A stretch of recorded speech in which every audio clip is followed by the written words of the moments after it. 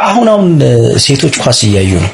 በጣም ብዙ ደጋፊዎች እየተጫወቱም ነው እንጂ ነብሩቱካን ደሬን እንግዲህ የምናውቀው በኮሜዲውና አንዳንድ ፊልም በመስራት ነው። አሁን ደግሞ የሚገርም የኳስ ትንተናና የሚገርም የኳስ ብቃት እይታ መግለጽ ችሎታ እንዳለው በሆነ መጠይቁ ላይ ሰምቼ እጅግ በጣም ተገርሜያለሁ። እንግዲህ ደሬም እንደዚህ አይነት ዕውቀት አለው እንዴ ኳስ ተጫዋቾቹን ይተነትናቸዋል፣ ይገልጸዋል፣ ይጠራቸዋል፣ ከዚህ እያለ እያሰባጠረ ይተነትናል። አባቴ የሆነ ኢንተርቪው ዩቲዩብ ላይ አይቼ በጣም ገርሞኝ እቺን ፓርት እንግዲህ ለእናንተ ልጋብዛችሁ መጥቻለሁ ማለት ነው። ደሬ እግር ኳስም መተንተን፣ ማውራት፣ መግለጽ ይችላል ማለት ነው።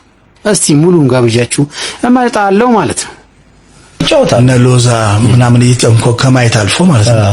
ከዛውት በጣም ኳስ ይደግፋሉ። በተለይ ኢንተርናሽናል ጨዋታዎችን ስትመለከት አሁን ደግሞ ዘመኑ ቲክቶክ ነውና ታያለ በጣም ብዙ ደጋፊዎች አሉ። ማሊያ ለብሰው ምናምን ነገር ስሜታዊ ሆኖ ምናምን አያሉ ሲያስጨፍሩ ሁሉ አያለ ሲያስጨፍሩ እየተመለከትኩ ነበርና ኳሱ ሴቶችን ያመጣበት ምክንያት ኳሱ በደንብ ስላደገ ነው ወይንስ ደግሞ ምንድነው ፋክተሩ ብለህ ታስባለህ? እኔ እንግዲህ የኔ ግምት ምነግርህ በፊት ሴት እኛ ኳስ ለማየት ስንሄድ ምናምን ሲደናው ምን ቀሪላ ምናምን ይሉ ነበር። ወንዱን በሙሉ አጡት። ኳስ ሲኖር ወይስ አንድ ሁለት ነው ያሉና ከወንዱ በልጠው ቁጫ ነው። የኔ ግምት ይሄ ነው። የኔ ኮንክሉዥን ይሄ ነው። ምንድነው ወንዱ ምናምን ነገር ኳስ ላይ ብሎ ሲሄድ ሌላ ሴት ጋር መሄድ ነበር የሚመስላቸው ወንዱ።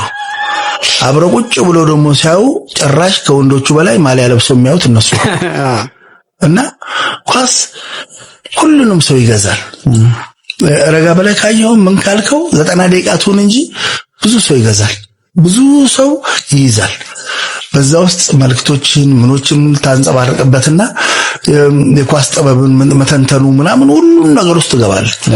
ስለዚህ ሴቶች ወደዛ ያገቡበት ምክንያት ኳስ ብሎ አሳቦ ሌላ ነገር ሲሉ ነበረ። ሳይውት እነሱ ሰው ቀሩ። አሁን እኛ ወደ ቤት ነው የምንገባው። እነሱ ያዩ አንተ የኛ ይገባል። ስለዚህ